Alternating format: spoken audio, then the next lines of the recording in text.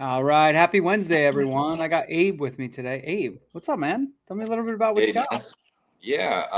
First of all, thanks for doing this. What a great value. It must be weird on your guys' end, people who are really public out here, because I feel like I already kind of know you, and you probably get a lot of people that are on that side of the relationship. But yeah, super appreciate it, and I'm really Yeah. looking forward to it. So, yeah, let's see, my background in a nutshell is I've been wholesaling for about 8 months. Had a winding journey leading me to that. Okay. Got a bunch of deals Wholesaling. locked up in the first month or so, and found that the disposition side was pretty challenging. Failed for a number of reasons. I think in the beginning it was just sort of buying too high.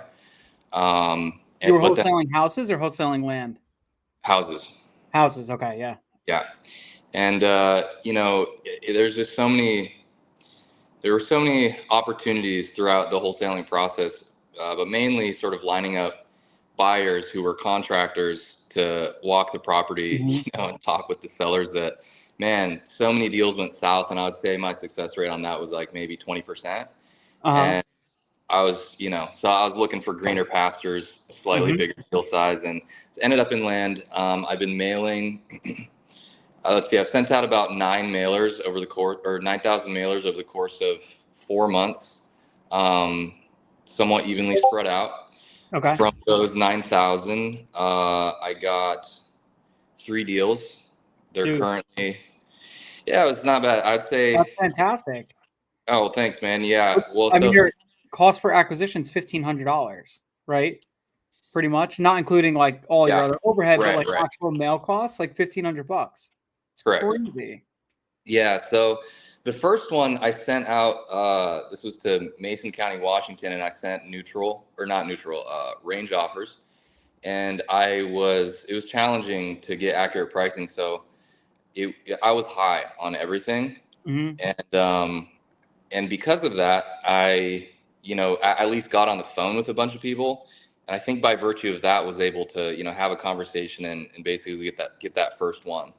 hmm Um, which kind of leads me to a question maybe down the line: is that a decent strategy? Is the kind of price a little high, because the other two, I will say also, both in Hawaii, those ones, man, I created a polygon around this one street where it's like there's a paved road. All hmm the other roads are not paved. With this paved road, the properties are 2 or 3 times the value. But my polygon was like one street too big on either side. So I got a bunch of calls from those other guys saying like, "Oh man, yeah, I'd take this price." And both of those deals as well, I had to price drop. So all 3 deals that I got, I had to price drop pretty significantly. Yeah. Had it not been for my error, I would not have any deals. Okay. So So, yeah, all right. I mean, while it's not a strategy I would tell everybody to do, um, it does work sometimes yeah, because guess what? Like other people are sending them like let's just use theoretical price. Properties worth 60K. People are sending them for 30K, and you're sending it for 50K, right? Who are they going to call? They're going to call you, right? It's obviously yeah, because you're $20,000 more than everybody. right, Caveat to that is it's a lot more labor intensive, time intensive, all that jazz yeah, to get these deals locked up, right? right, You have to fight tooth and nail, discount prices, tell them why you got to discount it, all that stuff. So yeah, it's more effort on your part. It's not that it's the end of the world, but it is harder, right? yeah, So that is the one negative thing. Let me just. yeah, I hear some background noise. I'm just changing my mic. sure, Sounds better. Okay. Um, yeah, it sounds better. So yeah, it's not the best thing the best thing in the world to do, but it does help. So that's why a lot of people like to do range offers, right? right, Where a range offer, you come in and say, "Hey, look, I could offer you between 30 and 50." Okay. So maybe you do come in at 45 and make a deal happen, right? And totally legit, you could do that. right. But I don't suggest it all the time either. Like, so Totally. Yeah, and you're absolutely right. Like it was labor intensive, and you have to have those conversations. Um, and my goal is to scale, and at least with just myself, it's harder to scale something like that where I'm having multiple conversations and yeah. having to explain and all that. So Is this your full-time gig or part-time gig or what is it? yes, it's my full-time gig. Okay, so you don't have a W-2 or anything like that. Correct.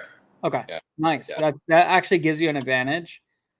I'll say this. There's caveat to both, right? There's an advantage and a disadvantage because you're relying on the deals to actually turn over to make money, which gives you a disadvantage because you want to be able to push that money back into your marketing, but you might not be able to do it right now.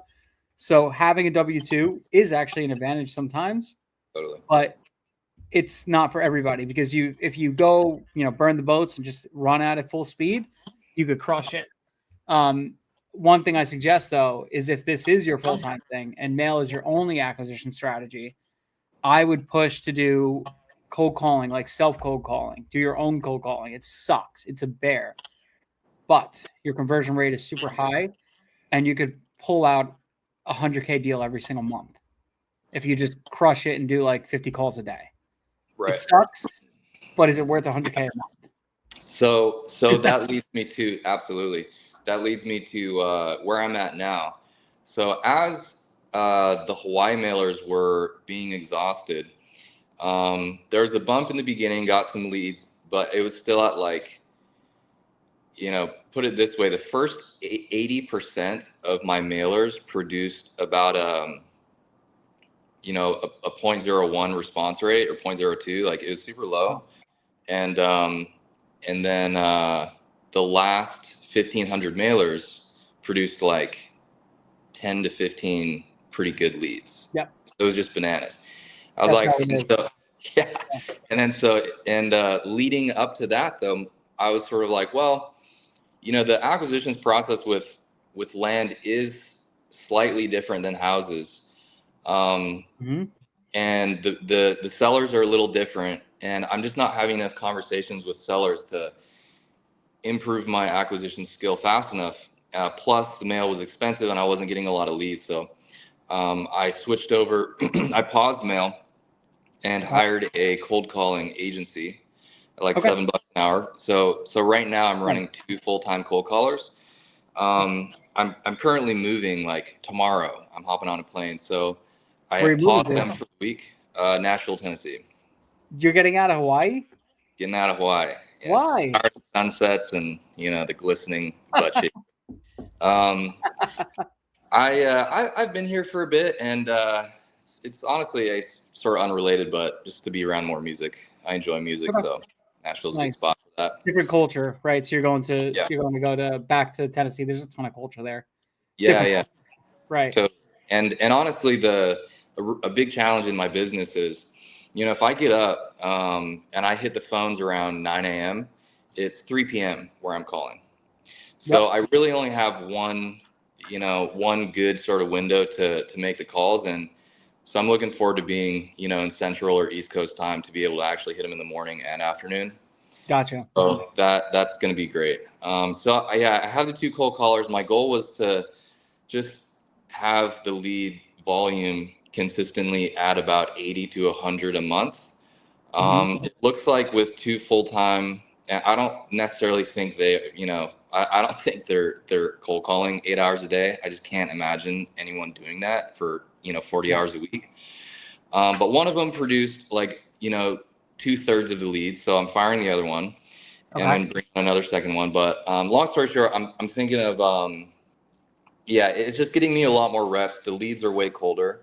Yes. I'd say 3 out of 4 of them want like pie in the sky numbers, and so I'm basically trying to it's forced me to work a lot on that price objection and try and think of what to say. So that's another question I had for you is you're so good on the phone, but I want to kind of pick your brain a bit on that main objection and also any others commonly that you find.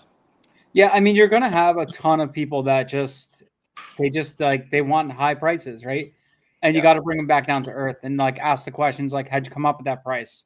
Where'd you come up with that? What caused you to come up with that price? Explain to them the process. Like a lot of times, what size land are you typically dealing with? Like, are you Well, I do a minimum like gross spread of 20K. what size is the parcel? So yeah, I would say anywhere from two acres plus. I mean, in some markets, 2 acres they fit that, but I would say on average it's probably 4 acres lowest.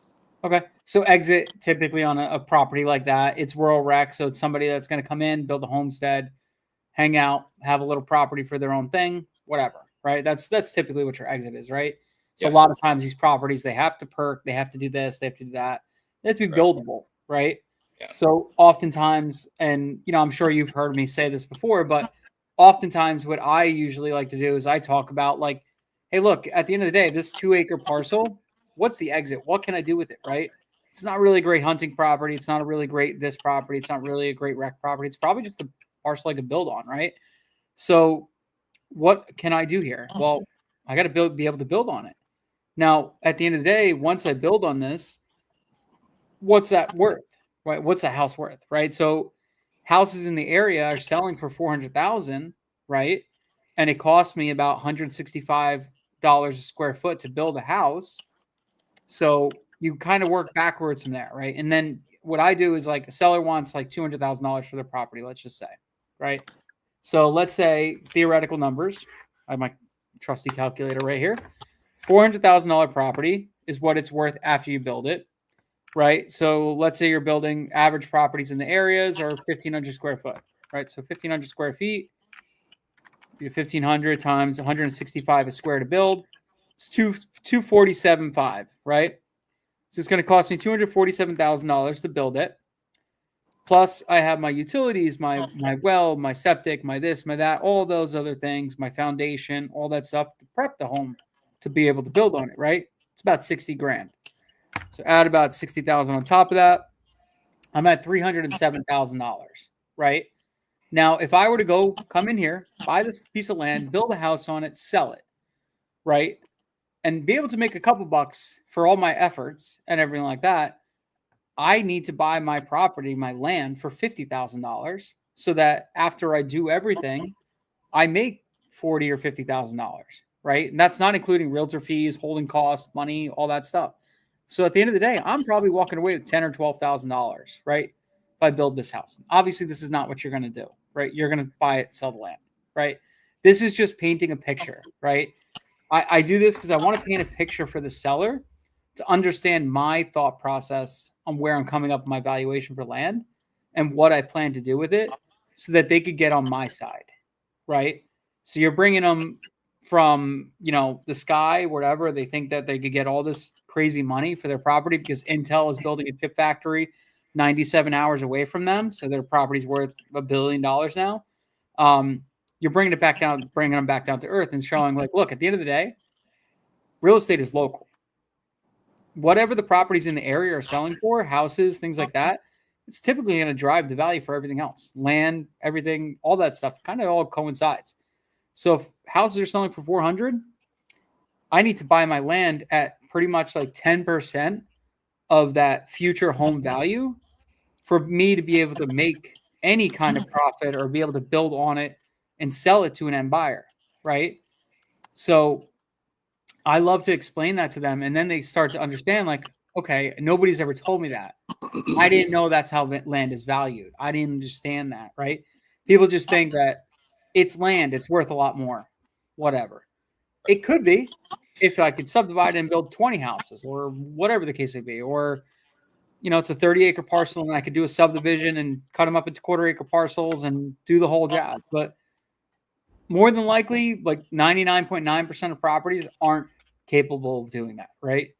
So we're dealing with that section. The other 0.01%, that's what like Lennar and the big home builders buy, right? So I explain that to them and they start to understand, right? Maybe they're going from a $200,000 offer to maybe like now they're at 100. And then you start kind of getting them into this ballpark where it kind of starts to make sense, right? Yeah. So I try to go through with them, hold my hand, let me walk you down that path. And then once I do that, then I kind of get them on my side and then we could actually have a legit conversation, right? And if they're still high, you've at least brought them down a little bit, enough that you could probably take that lead, go to a realtor and just be like, hey, here's a great property for you to list. I just want a couple bucks. Give me $500, something like that to cover your lead cost. So, there's that. Right. That's one way I often like help work with clients, right? Another one is a really good thing is like talking to them, hey, how'd you come up with your value, right? Like when you ask them that, what do they usually say? That's what it's worth to me. That's what it's worth to you. Okay, that's great. Have you ever called an appraiser? Have you ever gotten an appraisal done? Have you ever tried to get a mortgage on the property? Have you ever tried to do any of that stuff? Haven't done any of that. Right. Okay. So totally get it. Now, at the end of the day, if I wanted to go and buy the property, or somebody else wanted to go buy the property, and you say the property's worth $200,000, perfectly fine. But now I go to a bank. Bank's going to put a loan on it. They're going to go through. They're going to look at all the sales comps, stuff that's recently sold in the area, and they're going to give me a percentage of that value. Right. That's basically what the land value is worth, right? And then they'll say, yeah, but it's worth more to me. Totally get it. I get that. It's worth more to you. But that doesn't correlate to dollars in your pocket, right? There's sentimental value, and then there's actual value, right? Sentimental value because maybe you remember your grandson playing on the property and driving his first tractor, and your first horse, he rode the horse in the back and all this stuff. And if that's the case, then you're not ready to sell the property, and that's okay. I don't want to waste your time. I don't want you to waste my time either, right? Because if it's not ready, you're not ready to sell it, we shouldn't be having this conversation. I'm just trying to understand why you said yes to selling, right? Kind of bring them, same thing, bring them back down to earth, go down that path, right? Totally. There's going to be tons of people you're going to deal with this constantly where everybody's like, I want more, I want more, I want more. Sure. Have you tried listing it? 90% of them are like, no. Okay, why not? And just leave it in their park. Let them see what they say. And right. most of them will be like, well, I called the realtor and they said it was only worth this, and that's not what I want for it. Okay, well, why don't you do this? I think if you want that number, perfectly fine. You could list it for that number, see if somebody comes in, or you could sit on it for another 15, 20 years and see if it goes up to that value. And then they'll just be like, oh, okay. Like they kind of get a little like whatever. So you got to call them on their bullshit, basically. That's the best way to really get at them for pricing. Call them on their bullshit. And you know what? I'd probably say more than 80% are never going to budge. But you might get that 20% that will. Absolutely. Yeah, that's what I'm finding. And I do I basically say in other words, I need to come in at a margin because of the improvements that I'm planning to make, like, clearing, doing some grading, maybe adjusting the lines, things like this, in order to be able to do that to improve the property. Right. One thing I'll say, all right, if you're saying like things like that, come into margins, blah, blah, blah, dumb it down. Third grade English, make it super easy. Because people automatically say no when there's words and things like that they don't understand or don't want to ask you why they don't understand it, right? They automatically start thinking this guy's smarter than me. I'm going to shut up. I'm going to just say no, right? So saying things like that are going to deter people. Dumb it down. But the average third grade English is where the most in rural counties, most people are like educated up to a third grade English reading level, right? So if you're a 6-year-old or 7-year-old can read it and understand it, or probably 8 or 9-year-old typically can read and understand it, then that's pretty much what you want to express on your letter. You want to express in your conversation, all that stuff. You want to have very simple conversations. So saying stuff like that might you got to dumb it down a little bit, very simply. Yeah. So, but yeah, go ahead, continue. Sorry. No, absolutely. I find that's about the ratio, about 20%. When I do come back and explain a bit, they soften and will kind of give a more realistic number. It's just like a lot of volume, especially with the cold calling. I just find that they're not that motivated. They're like, yeah, I'll take a price, but not looking to sell. One guy was like, oh, that price actually sounds really good, but not selling. That's like, all right. Typically like a 9-month horizon before they turn around to being a lead. Right. So you're actually building a future pipeline today, and you'll profit from that tomorrow in 9 months. So you're doing the right thing. It's just that there's a time delay. That's all it is. So, gotcha. Great. Yeah. That's awesome. So going on to like hiring and team building, I am trying to think of like the fulcrum of what is the fulcrum, and how, what's the highest leverage,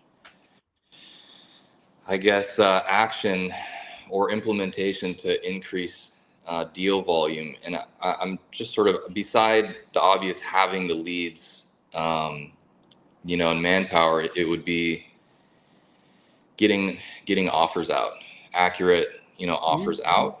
And in order to do that, I basically see, and please, obviously, I want your opinion on it. Correct me if I'm wrong, but either hiring an AM or two, or hiring like a small team of compers to be able to do the due diligence to generate accurate offers quickly.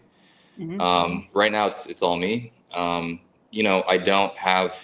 haven't made $1 from land yet, so I think it's a bit premature to bring anyone on. I think my plan is to get a few over the finish line and then explore an overseas acquisitions manager. But should I be, would that be your first hire, or what would you say to yourself in the beginning if you were looking to scale? So I'm gonna cut you off right there. The first hire should definitely not be at acquisitions. That should be your last. Actually, second to last. It should be market selection is your last hire, right? Because that is your bread and butter. Without market selection, you ain't got shit. You don't got anything coming in, right? Market selection is your last. Okay. And you basically, because you want to keep a pulse in your business. I'll tell you from my own mistake, because I got very cocky and confident, and I instantly started hiring everybody out. And then the problem is with this business, it's great, it's fantastic, I love it. The problem is with this business, there is a direct correlate, like it's a long time delay before you actually see the true KPIs of your mistakes, right? So I hired out everybody. I hired market selection, I hired pricing, I hired acquisitions, I hired everything out. Boom. I'm like, I'm smarter than everybody else. I'm going to just hire everybody out, and it's going to work out because I'm DJ and I'm awesome. Whatever. Guess what?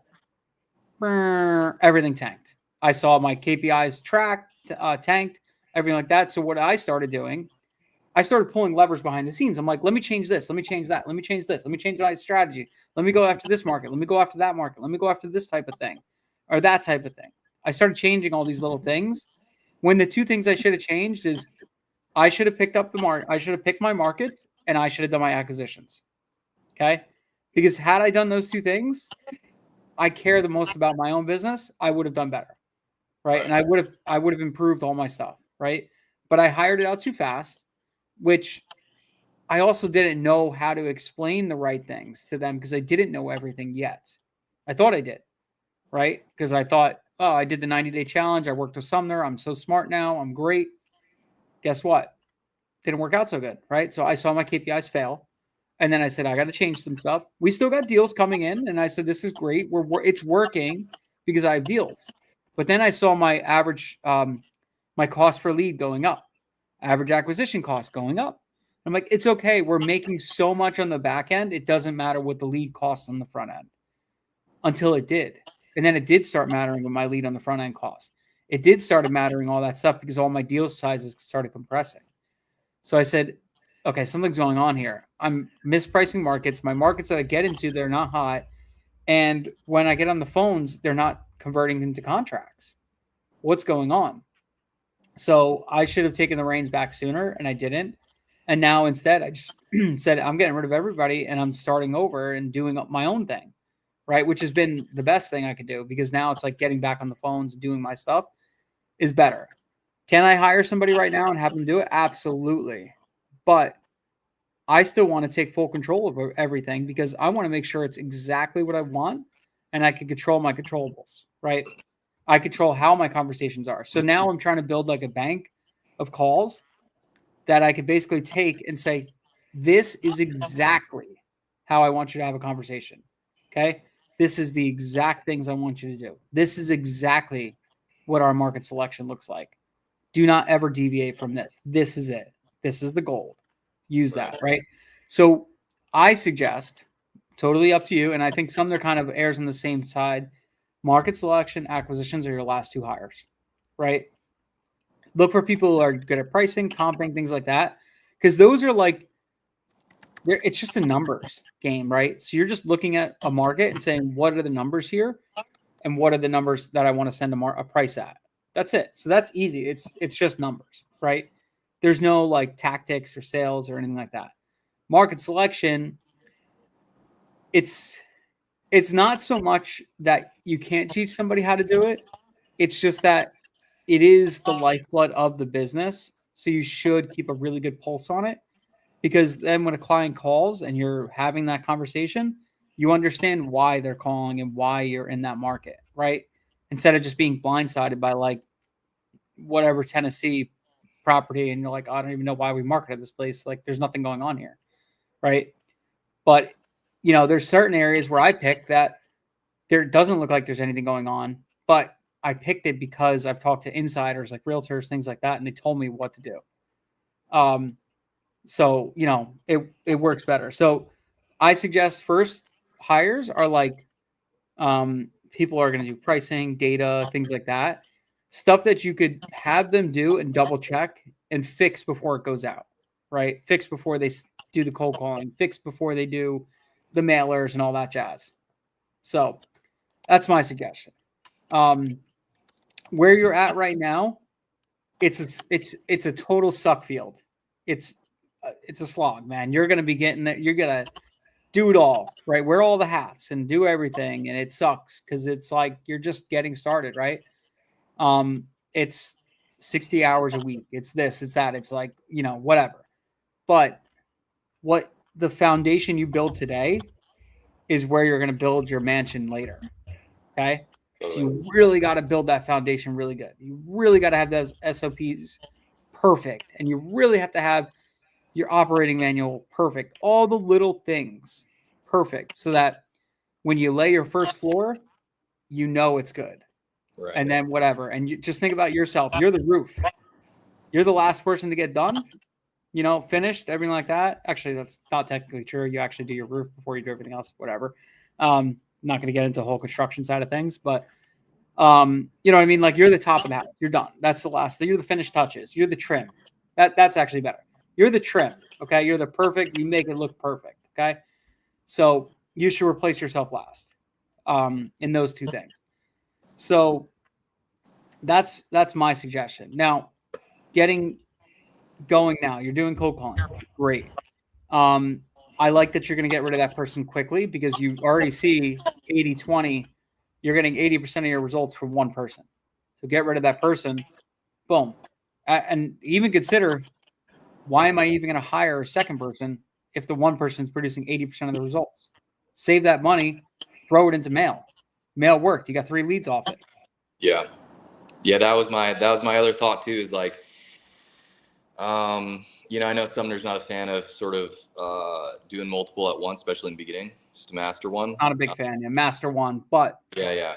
But it, I'm going to continue mailing where it worked. Yep. Yeah. Okay. So I would say my marketing budget's $5,000 to $6,000 a month. Okay. So I have a decent amount good budget, man. That's 10,000 mailers a month. That's solid 40 leads a month. Easy. Right. With that. Yeah.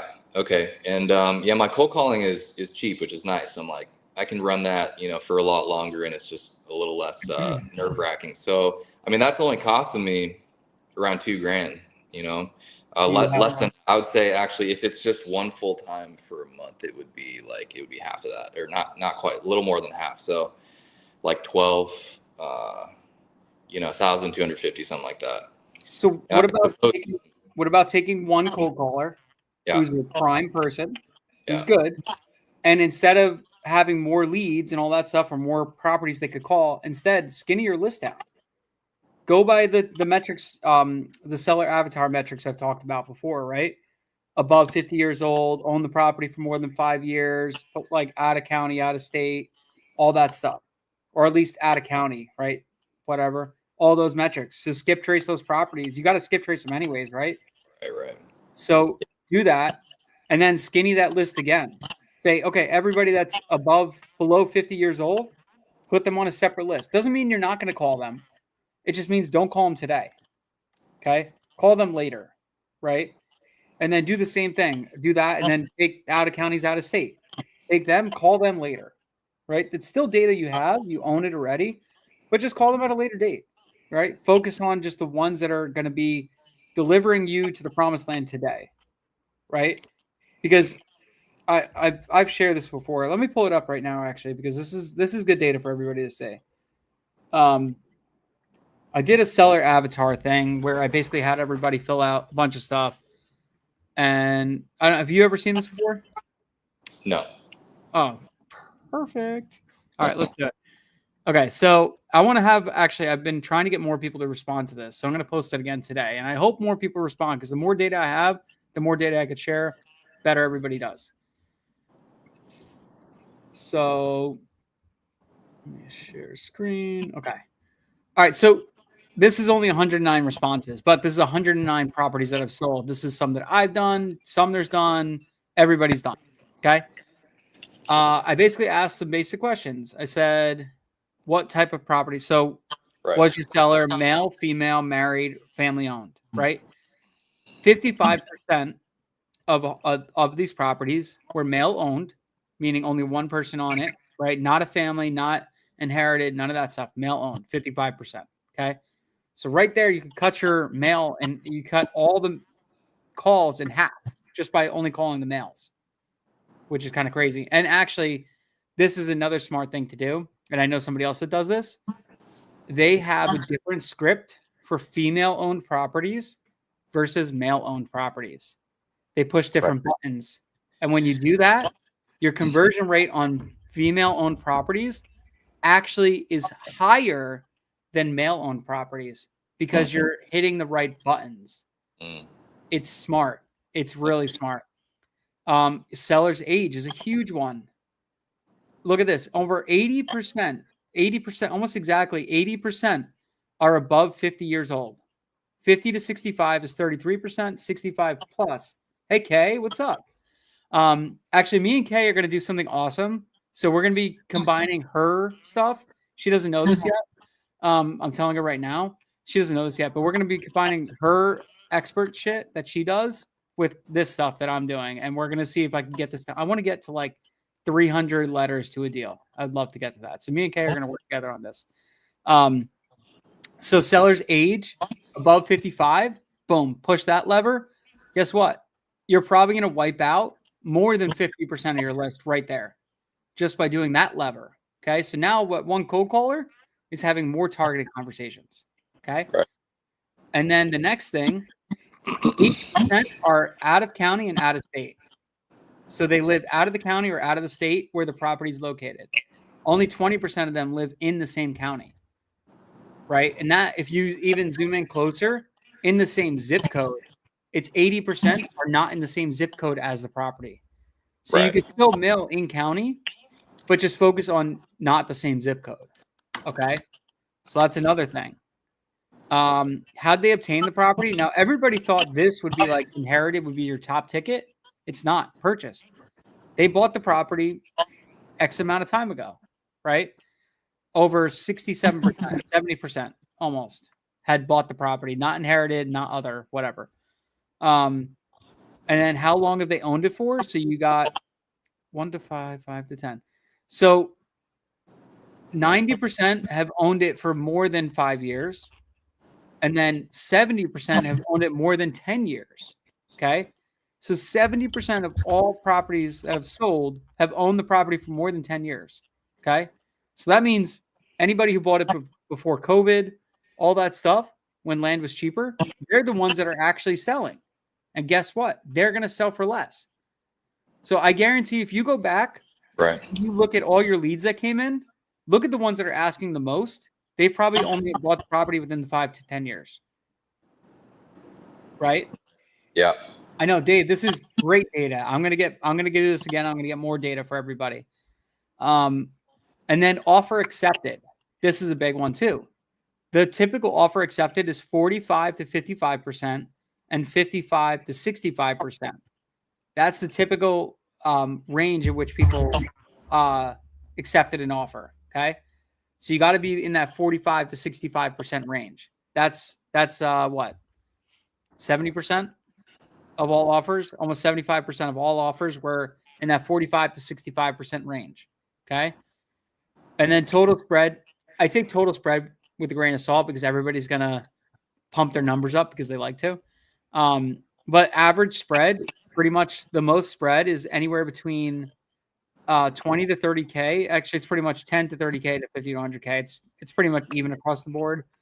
I think this 50 to 100K, people probably just fluff their numbers because I don't think that's actually totally true. But hey, you never know.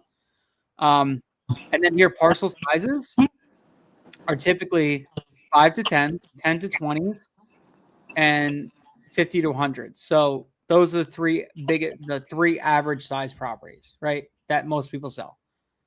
And then big ticket, was the seller distressed? No. 75% of them were not distressed. So I just threw a whole shit ton of data at you. Yeah. You watch this video again, and what I'm telling you, and the reason why I'm showing you this, you have one cold caller now. Cut your budget in half. You have two cold callers. Cut it in half. Now you have one. Now you have more money for mail, right? So what does that do? Now you can take this data, take your list. First, you're scrubbing it already. You're probably removing, 60% of the list. So now you're left with 40% of that data. Now take that data again, skinny it up again. And guess what? Now you're going to take all these metrics that I just added, and the targeted people that you're going to hit are going to be more likely to sell, which means your response rates are going to go up. You're going to have easier time negotiating. You're going to have a better conversion rate, right? All this stuff, which is going to make it easier on you as a single operator. Right. Because you're going to have less calls, but the calls are going to produce more results. Sure. Absolutely. Right? For scrubbing out male, female, that's just manual. You're going looking at the names. You could do that. I think that's the last lever to pull. Okay. I think that the first thing I would do is age, and how long they've owned it, and out of county, out of state. Right. Those are the three main levers I'd pull first. Yeah. The only reason why I said the male female thing, if you're going to change your scripting or change your letter specifically for males and females, that's when it makes sense, right? Sure.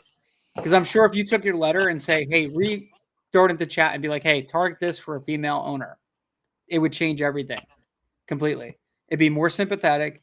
It would, kind of push people better, kind of get with them a little bit better, right?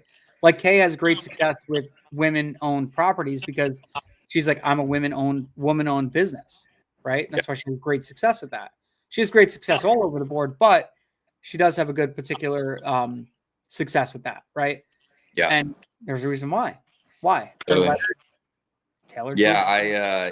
Hey, Kay, thanks for all the help. Yeah. She's amazing. Met in Arizona, and she's just so helpful. So I'm eternally grateful. I drew a lot of inspiration from her letter that she shared early on. And I've had multiple, in particular females, say, hey, we received a lot of letters, but we just really liked it. Like one of the deals right now was a gal who said that exact thing. And was like, I've seen multiple, but my sister and I just liked your letter. So thank you, Kay. It has that touch, It's got that touch. It's got a female touch to it. So you have to these little things matter, right? It's not always price. That's the reason why people call you. Right. They call you because they like the letter, or they like their logo, or they like your whatever the case may be, right? They like how it's a family-owned business, or it's how personal you are, whatever the metric is. But what's really cool is if you could start figuring that stuff out and tailoring lists to stuff, your response rate's going to go up. Now, why doesn't everybody do this, right? Because it's more intensive. It takes more time, right? It's not that it costs more money. It actually saves you money in the long run, right? But it's not easy. So people don't do it. Yeah. It's that simple, right? People want to do the easy thing that they could just sit on their butts, pull some mail, throw it out there, wait for them to come back. I got 20 leads. Yay, I booked one contract and I made 30 grand. Yay, I did it, right? But what if you could send out 5,000 letters, get 4 deals, and then made 100 grand in a month? Wouldn't you rather take that one? Right. It's just the better road. So I'm going to redo this again. I'm going to try to send it out to everybody again and get some fresher data. Awesome. This is about a year aged, but I'll put it out there and I'll get it and I'll send it out to everybody again. But this helps. This is really really helpful. So me personally, like I'm going to be hitting this again, and I'm going to be doing it exactly this. And I'm going so micro that my goal is to really try to see if I get that response rate as low as possible. You know, Yeah.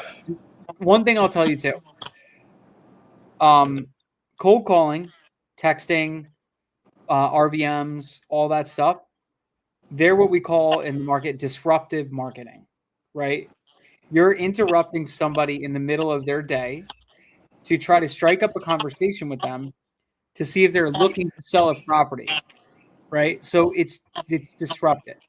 So automatically you have this scammy kind of thing going on, right? People already think like, I have no trust. Your trust is way down Right. automatically.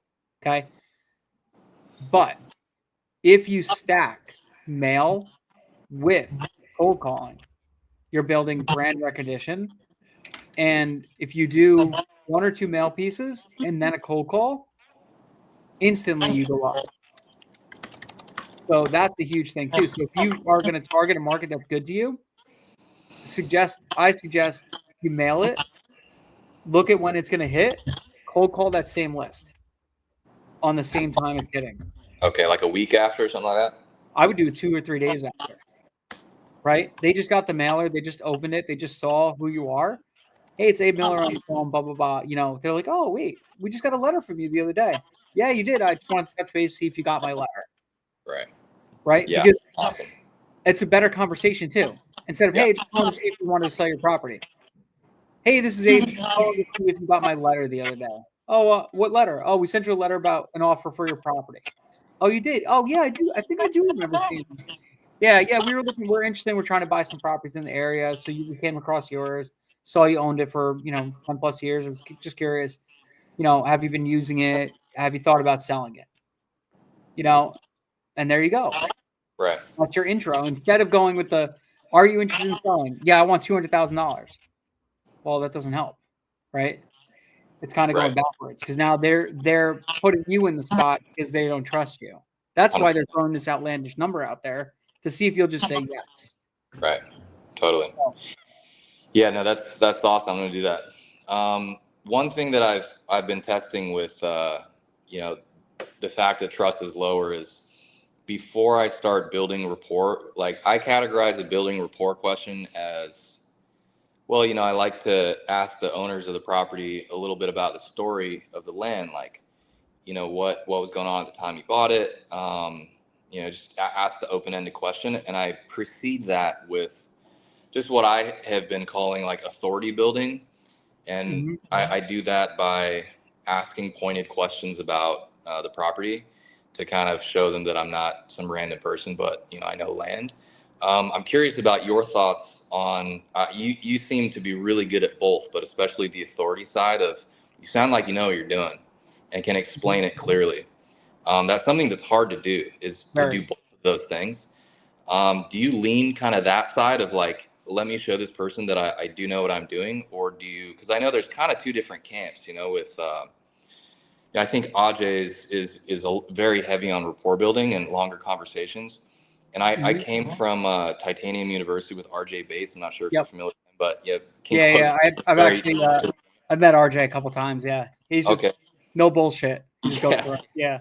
And you get some and you lose some no matter what strategy. So that style is a bit easier for me. It works a little, better for me. However, I don't want to, trying to find a nice balance, but just curious when you get on the phone, like your mindset with these, what your mindset is with these callers in terms of building rapport or building authority, or if you even think of it that way.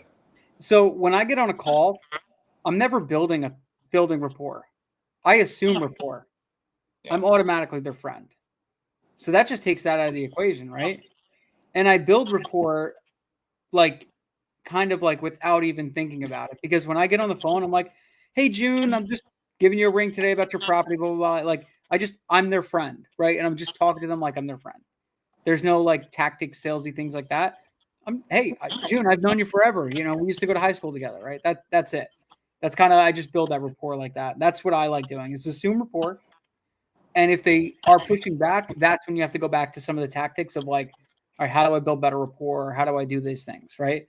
I use a technique called ART, acknowledge, relate, transition. And what that does is that it puts you in a kind of seat where it's like, oh, this guy is the same as me, right? So if they're talking about like, oh, I love when my dog used to run on this property and oh, they would chase sticks all day.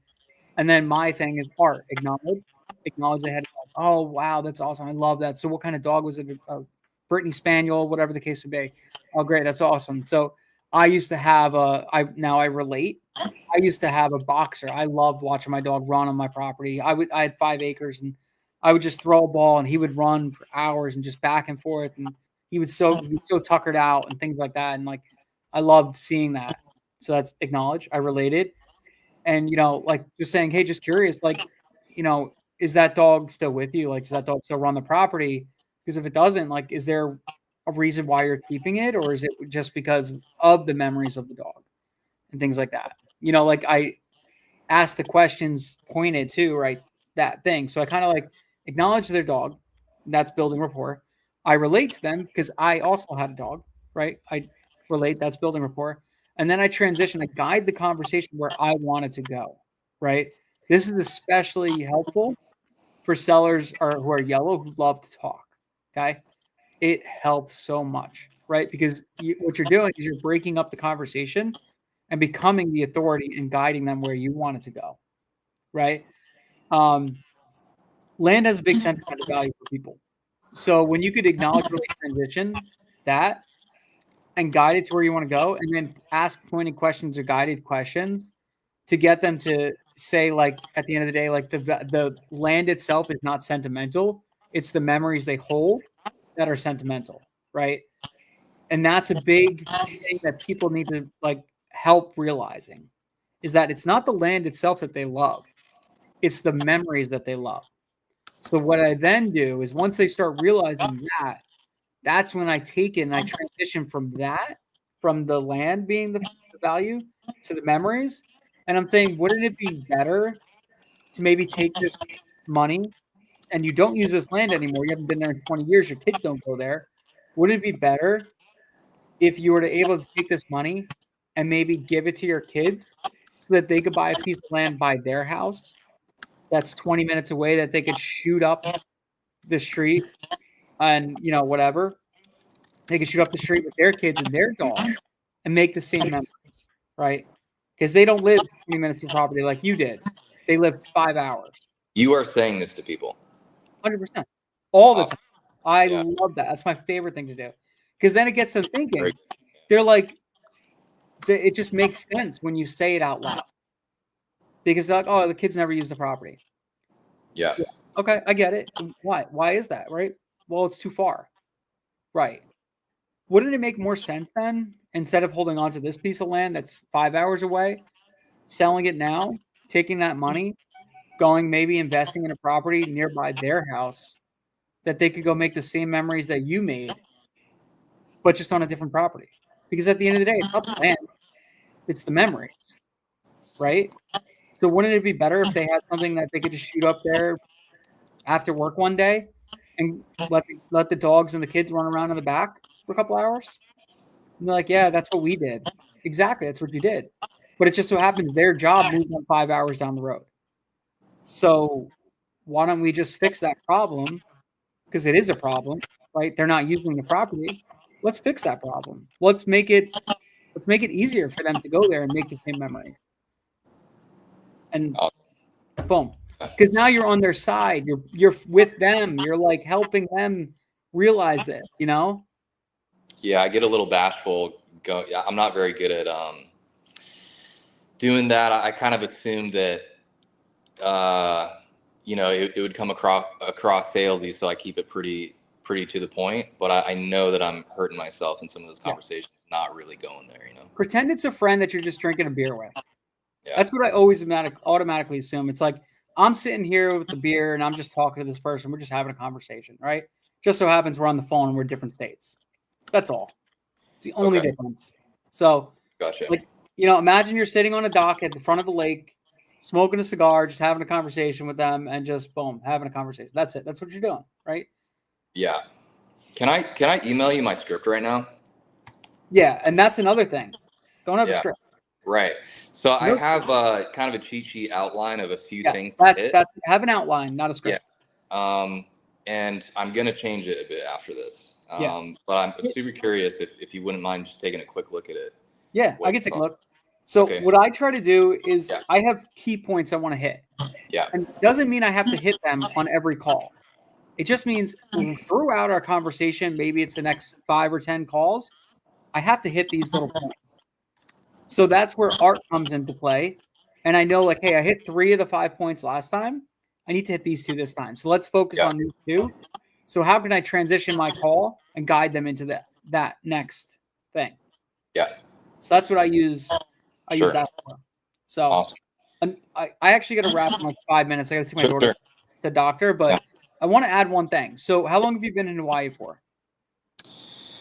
This stint, 2 years, but cumulatively 7 Okay. prior. Yeah. And do you speak like the Hawaiian language and all that stuff? Are you pretty good at it? No, and my accent is not so kind. Okay. Yeah, yeah. Okay. I kind of look the part, and my mailer is aloha this, mahalo that, and I was gonna say, locally okay. stuff, and I have the aloha shirt. And I mean, I have family here and all that, but once I get on the phone, I sound just like plain bagel cream cheese, So And that's that's my okay to be like that. But the thing is that when you talk to them, recognize, call that out. yeah, And just be like, hey, look, I totally get it. I know that I don't sound like I'm a local, but I am. I've lived here. This is where I live. Like I tell people, like if it's local, I'm like, oh yeah, I live right over here, like nearby this, so that they're like, oh shit, oh he is a local, and then you drop the little things. But right, the reason why I'm saying that is there's an untapped market in Hawaii that people aren't hitting yeah, because Hawaiian culture is very small and cultural. You have yeah, to be a local for people to trust you. Okay. 100%, So if you could hit those little points and those little ticks, even if you're living in Tennessee now, it doesn't matter. Right. But you know them good enough to be able to say, like, oh, I was over at here. Oh, this is my favorite beach. I'm here. I love the sand at this beach because it's this, or whatever the case may be. The stupid little things are like, I love going fishing here because this is the type of fish I catch. And they understand it. They're like, oh shit, this guy does know what he's talking about. If you totally, tailor that, like, all right, let's say this. You have a picture of yourself. Let's say it's you holding some type of very specific fish for that specific area. You're probably going to capture more leads from that area than anybody else, right, right? Because you're tailored specific to them. It feels like you mailed that mailer to them, just to them, yeah. for this reason.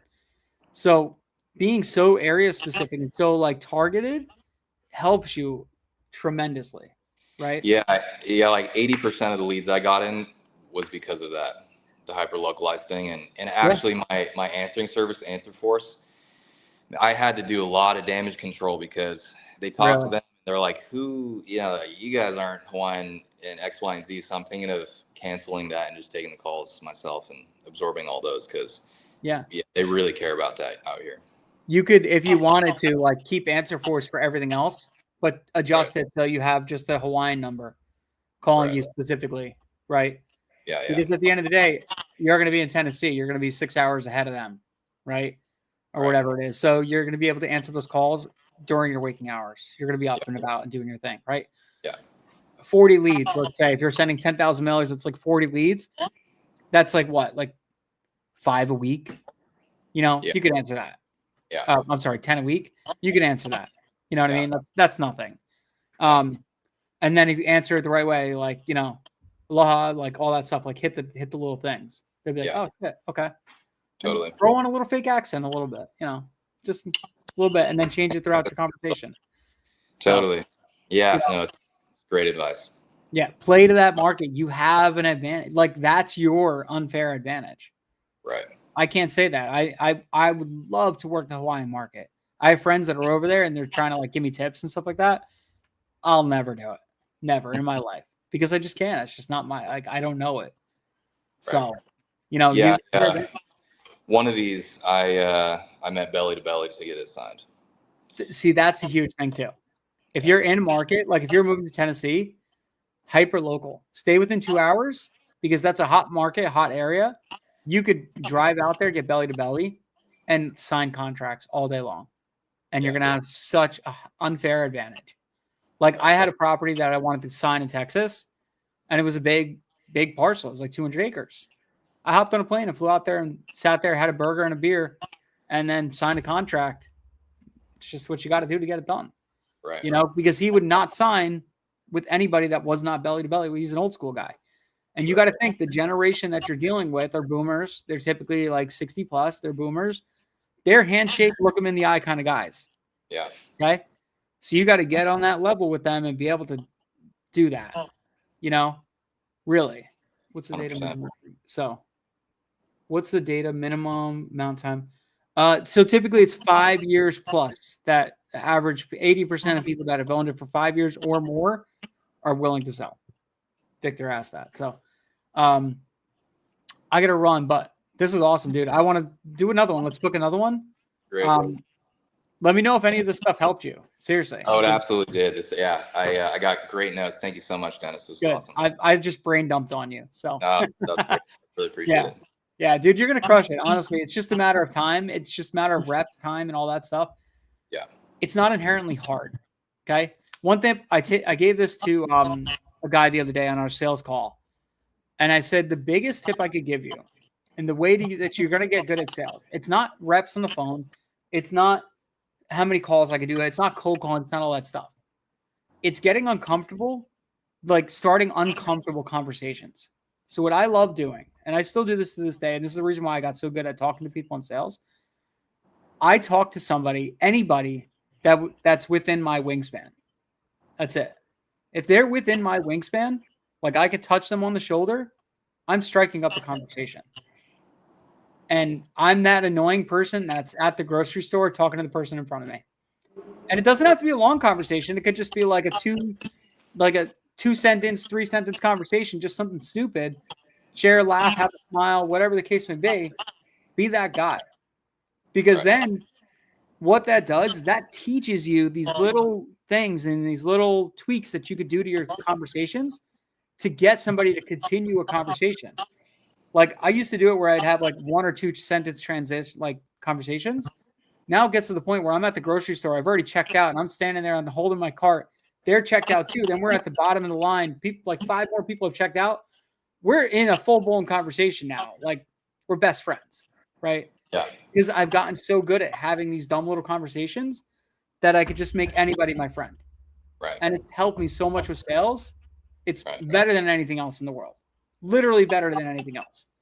Just wingspan. Somebody taught me this. This is like an old school sales guy. And he taught me that.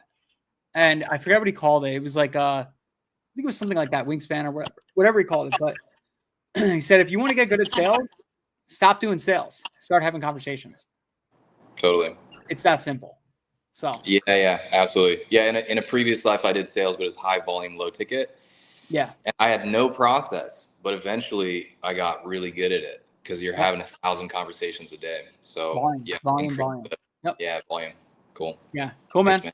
So when you're in the airport flying to Tennessee, have like 10 conversations. Will do. Yeah. You're the man. Thanks, Dennis. Appreciate you. This is hilarious. Okay. Terror Destroyer. My boyfriend's testicle was bitten off by a camel recently. Should I marry him when he wakes up from his coma or marry his identical twin brother whose testicles are still in pretty good shape? That's a good question. I mean, you can still get it done with one nut. So, I mean, that's totally up to you, Terror Destroyer. I love trolls. It's awesome. Super fun. All right. Have a good one. All right, Dennis. Later. Thanks, bro. Thanks, bro. Talk soon. All right.